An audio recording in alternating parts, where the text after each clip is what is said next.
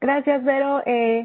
Y antes que nada, agradecer a nombre del Fondo de las Naciones Unidas para la Infancia, al ingeniero Guevara, al ingeniero Bravo, a ti, a tu equipo, por esta invitación y por todo el apoyo para poder presentarnos el día de hoy. Yo les vengo a hablar en este curso tan importante sobre el marco integral de seguridad escolar y su implementación en México. Ya en los ponentes que me antecedieron seguramente hablaron de cómo las medidas de protección civil se implementan en las escuelas. Seguramente mi tocaya Paola les habló de cómo se han implementado en las escuelas de la Ciudad de México. Yo vengo a hablar un poquito del marco internacional, en lo cual se basa la acción de todos los países, México no es la excepción, para poder implementar lo que es la educación en emergencias y la seguridad escolar. La siguiente, por favor. Me gustaría empezar por comentarles o por decirles la importancia, bueno, estos son los temas que vamos a ver el día de hoy.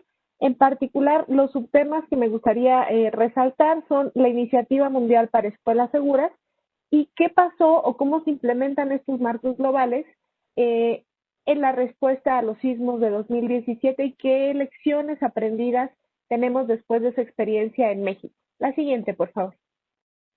Ahora sí, empezamos con la importancia del derecho a la educación y por qué estamos trabajando en la respuesta a la emergencia, pero el tema de educación pues todavía no entra muy bien en el imaginario colectivo de lo que es la primera respuesta. Primero hay que regresar y analizar que el derecho a la educación es un derecho humano, es un derecho que además es un derecho habilitante. ¿Qué quiere decir esto? Que nos permite acceder a otros derechos como son la información, la salud, la participación, y el tener educación ayuda a las personas a obtener su desarrollo óptimo sin importar la edad, no solamente para los niños, sino se ve a la educación como un transcurso de la vida. La siguiente, por favor. Si desempacamos este derecho a la educación, es decir, lo desmenuzamos, porque es muy abstracto esto de derecho a la educación, es muy grande, lo que nos dicen los instrumentos internacionales en los cuales está contenido, además de la Agenda de Desarrollo Sostenible, la Agenda 2030, pues es que la educación tiene diversos elementos que se tienen que cumplir para que el derecho realmente esté realizado. No solamente es que los niños y las niñas accedan a la educación, que haya una permanencia, es decir, que ellos puedan estar en la escuela por largos periodos, por lo que conllevaría su trayectoria educativa, culminen esa trayectoria educativa, pasen de nivel, haya una transición y además aprendan. Los logros de aprendizaje y la preparación para la vida, adquirir habilidades, es una parte fundamental.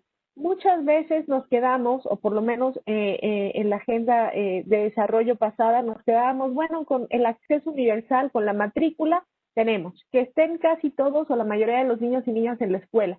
Claro, pero tiene que haber otros elementos que se cumplan.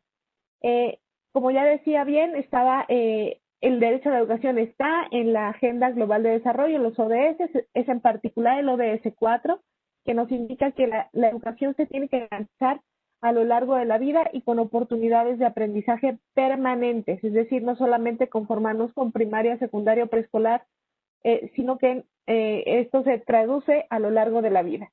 Y hay otras agendas, como ya mencionaba, la educación, la Agenda Educación para Todos y donde está el mandato nuestro de UNICEF y la Convención de Derechos del Niño, y es ahí donde encontramos el derecho a la educación. La siguiente, por favor.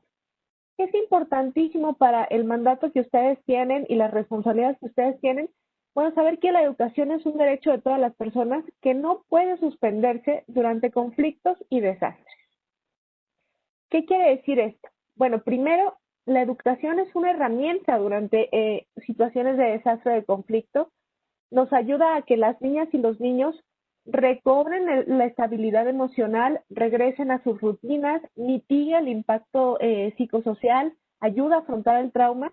También ayuda a que los padres y madres de familia puedan dejar a sus hijos en un lugar seguro si la educación o hay continuidad educativa en caso de desastres y puedan buscar medios de vida, pero también permite comunicar mensajes importantes. Ahora en el COVID, la educación ha ayudado a que se transmitan mensajes sobre lavado de manos, sobre higiene, prevención de contagio, Y así también en otras emergencias, la educación es no nada más fundamental para transmitir los mensajes de las emergencias, sino también para que las niñas y los niños se vuelvan promotores en la prevención. La siguiente, por favor.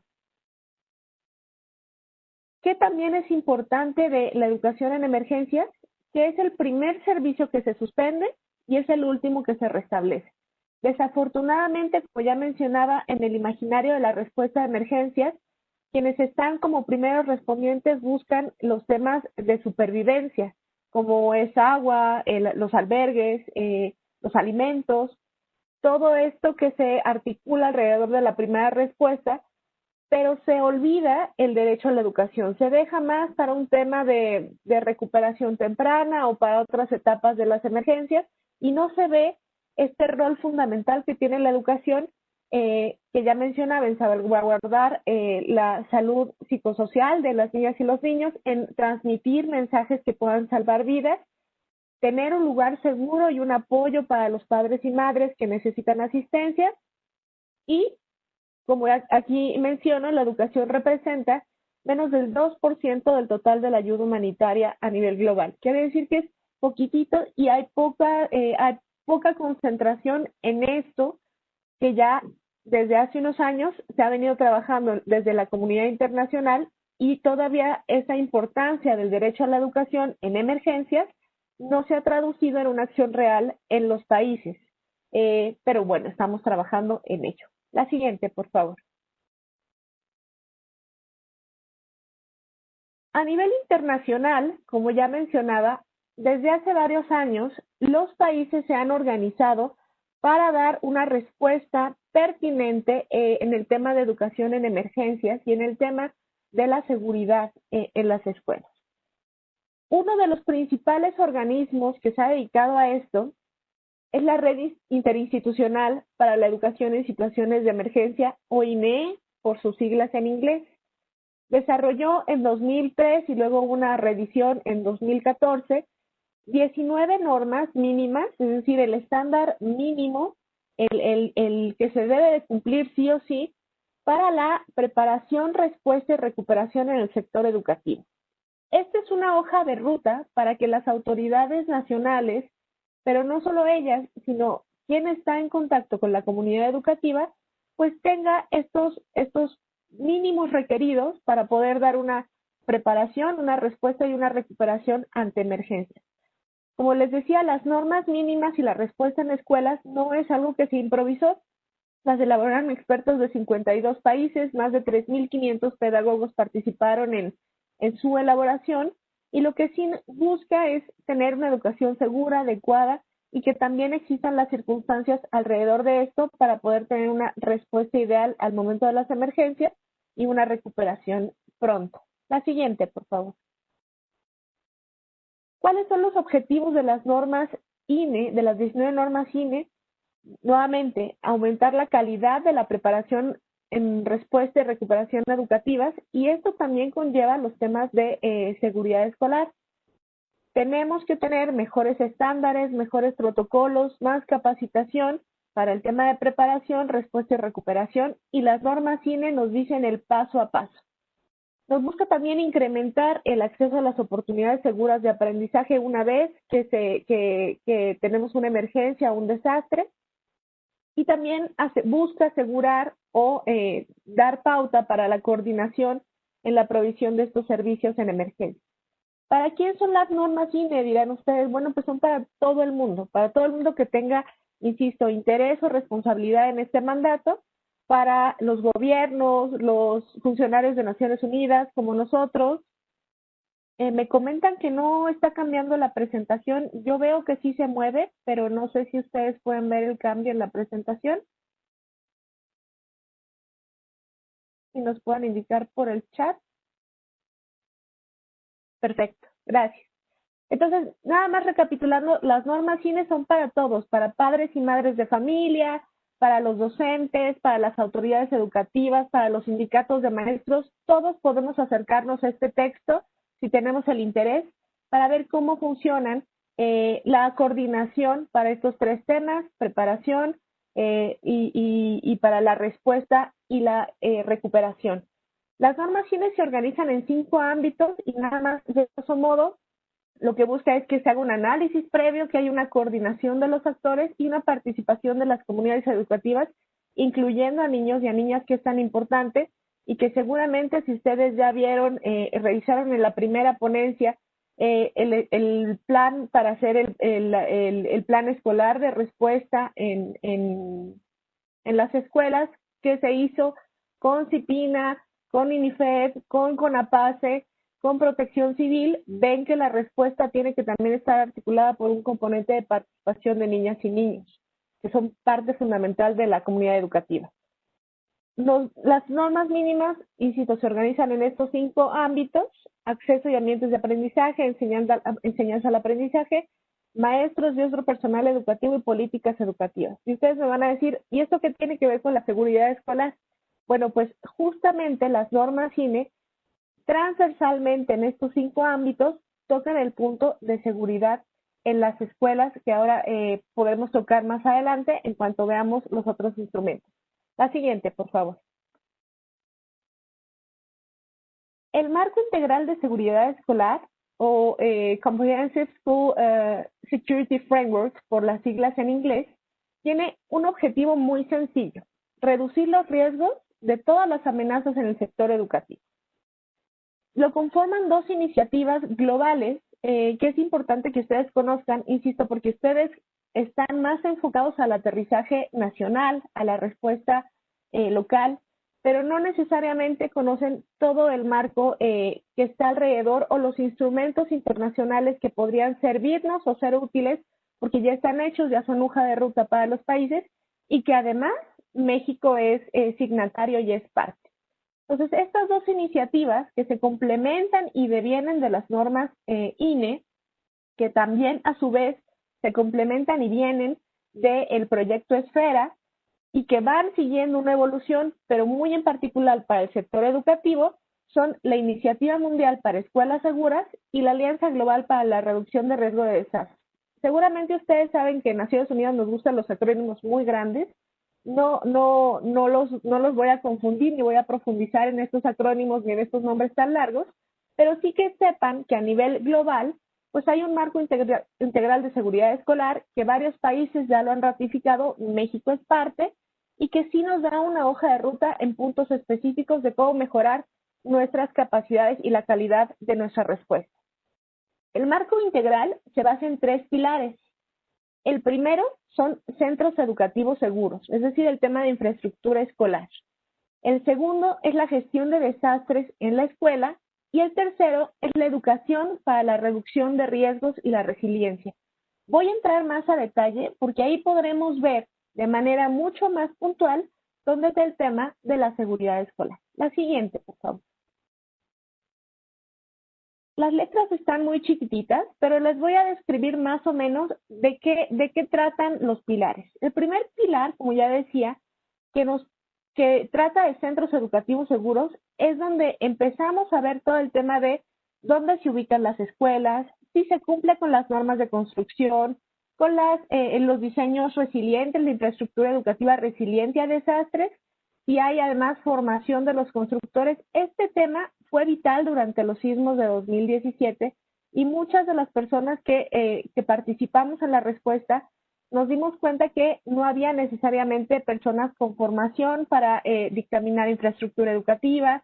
La infraestructura educativa en muchos de los estados afectados no cumplía con las normas posteriores que tenía el INIFED o los institutos locales.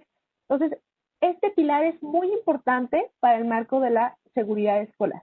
Y ahora en el COVID, el último punto, el tema de agua, saneamiento e higiene.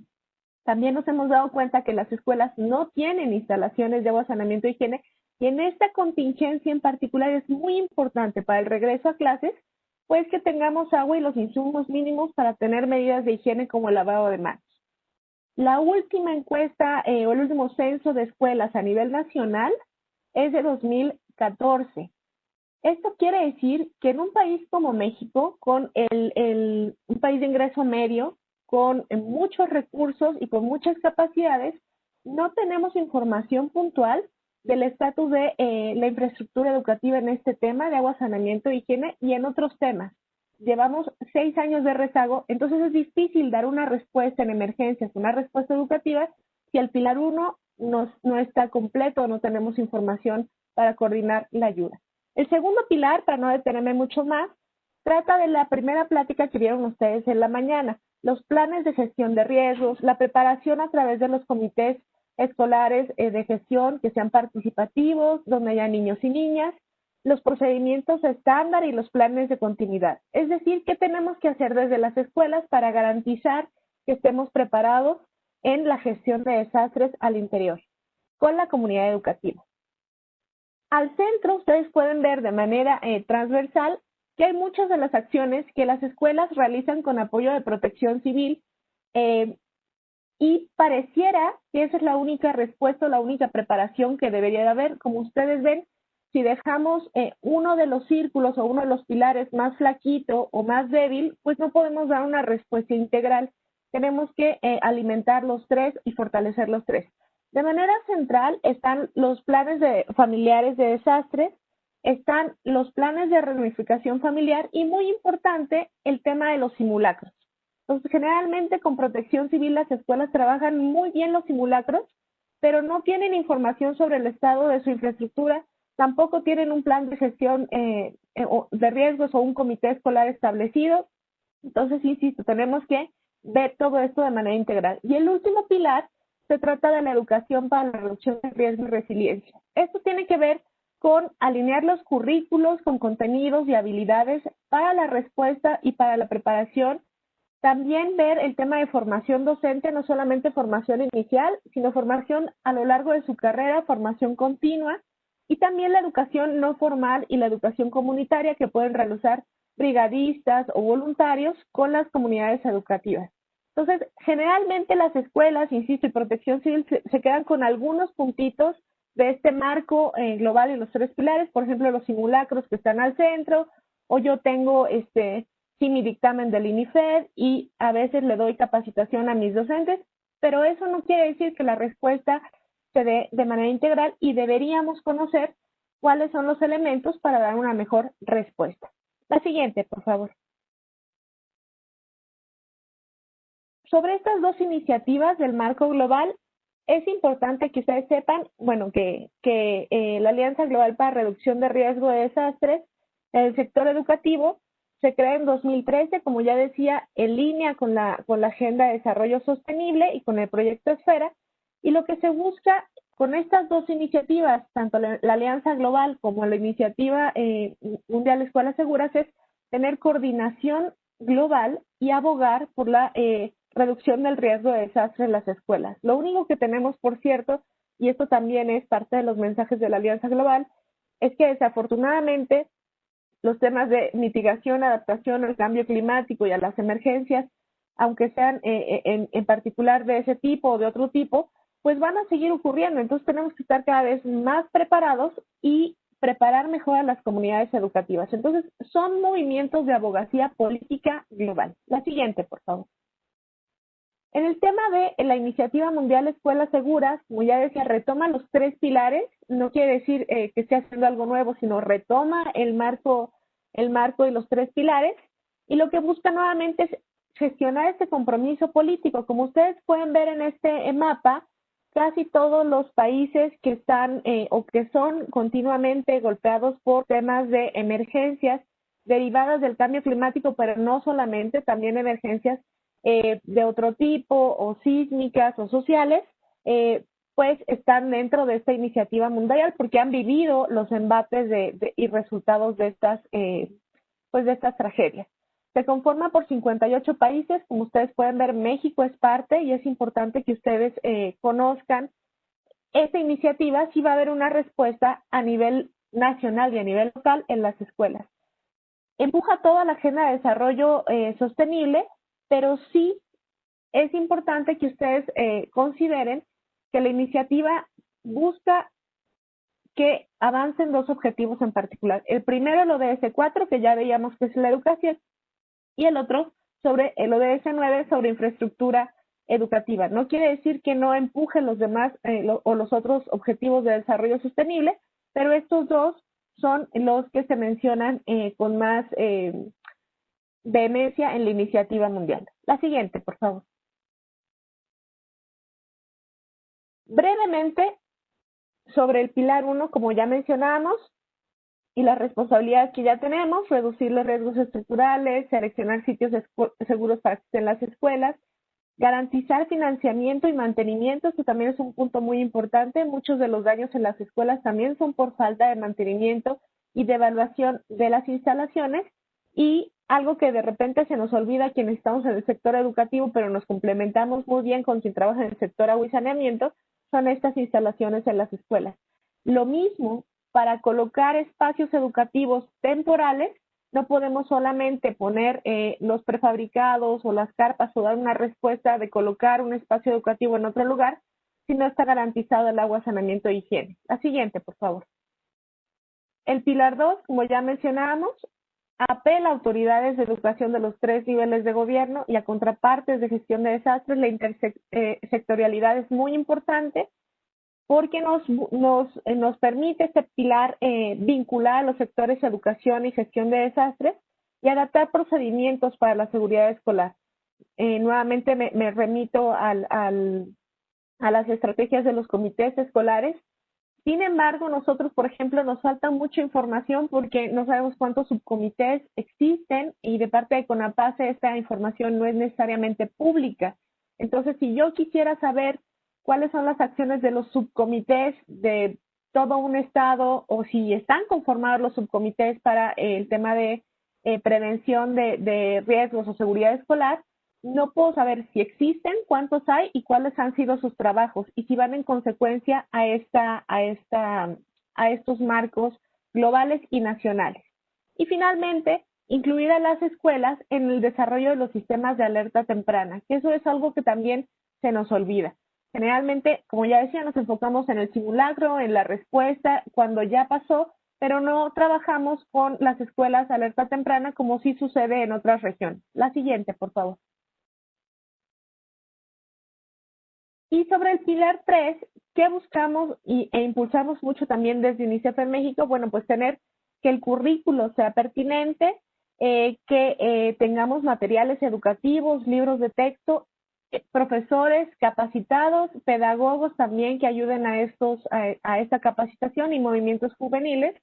Y lo que buscamos es desarrollar estos conocimientos y competencias en los docentes para que también los transmitan a los niños y a los padres de familia.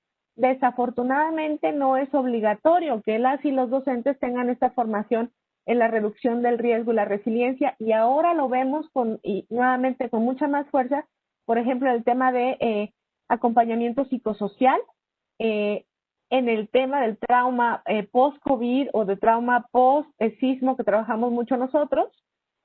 No tienen los docentes estas herramientas y estas habilidades y hay que desarrollarlas primero en ellos y luego en nosotros. La siguiente, por favor. Brevemente, una fotografía de lo que fue la respuesta de UNICEF en los sismos. Ustedes sepan que trabajamos en 5 estados principalmente, Chiapas, Ciudad de México, Morelos, Oaxaca y Puebla.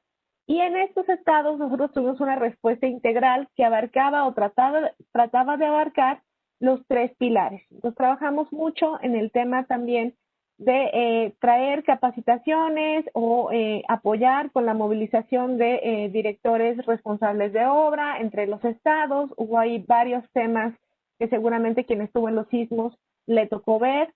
Trabajamos en espacios educativos temporales, en instalaciones de agua y saneamiento para quienes se quedaron sin escuelas o donde había escuelas con daños permanentes, en la capacitación de los docentes en estos temas, en el acompañamiento psicoemocional y en la recuperación del trauma y en kits de higiene y de libros para quienes habían perdido todo. La siguiente, por favor.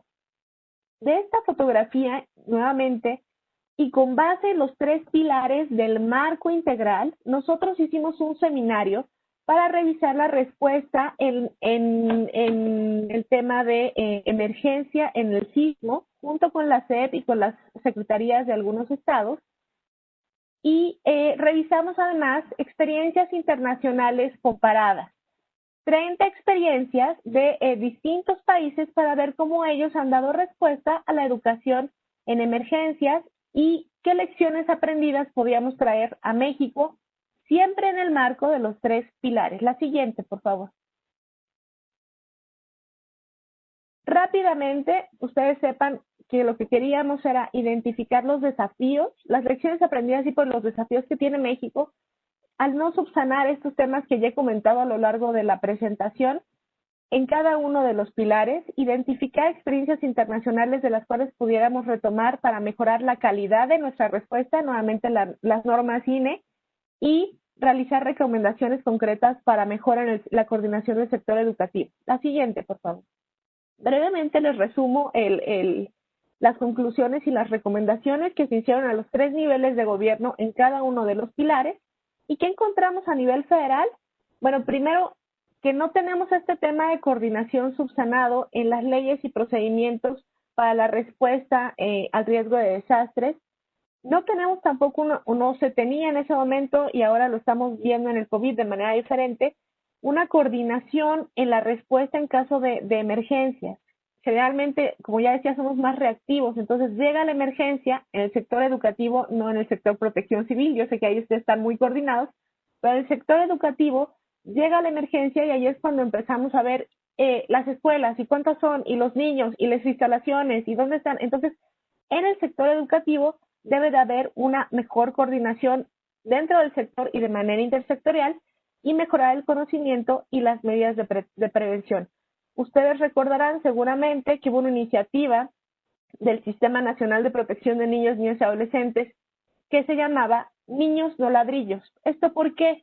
Porque la Secretaría de Educación contaba escuelas dañadas o escuelas dictaminadas, pero no contábamos cuántos niños habían estado antes de los sismos y cuántos regresaron a la escuela, cuánta matrícula se nos cayó.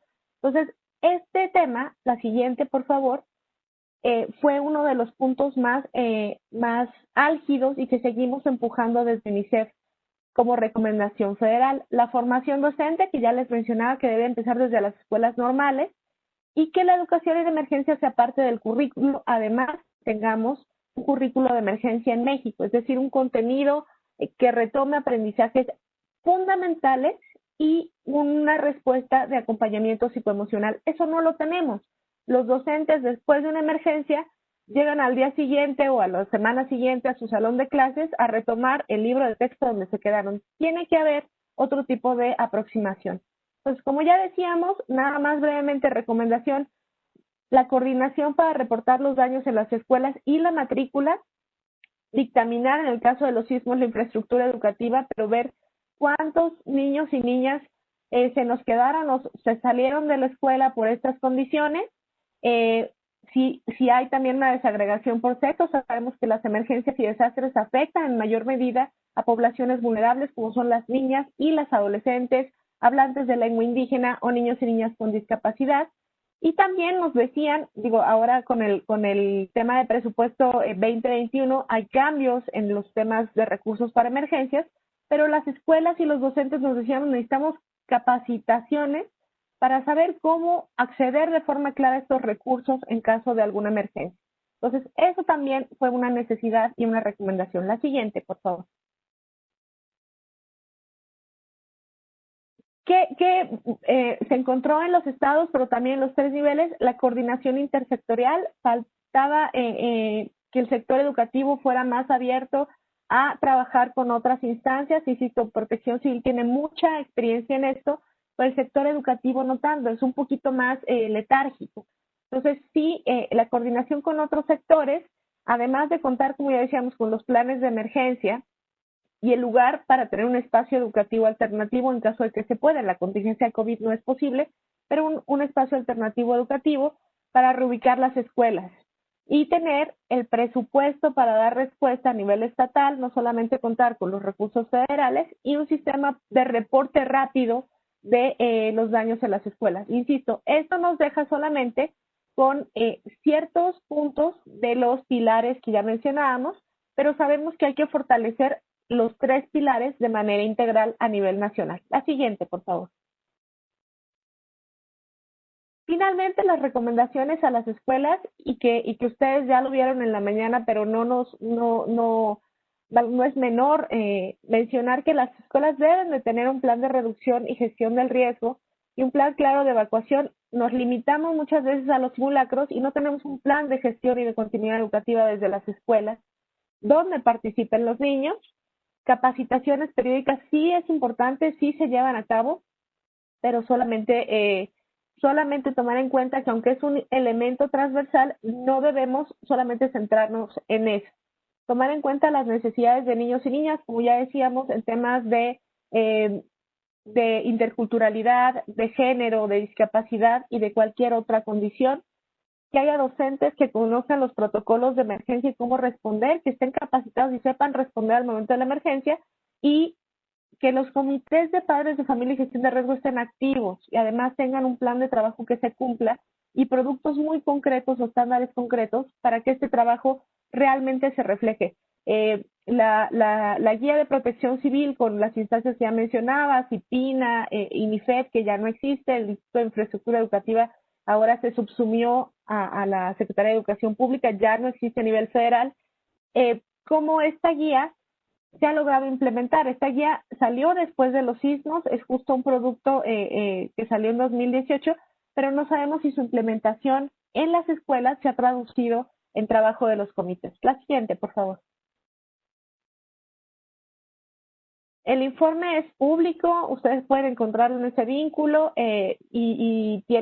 salió desde 2019, entonces si ustedes quieren consultarlo con mayor detalle, ver las recomendaciones con base en estos 3 pilares del marco global, ahí lo pueden acceder y es como parte de la bibliografía que enviamos para su revisión previa. La siguiente, por favor.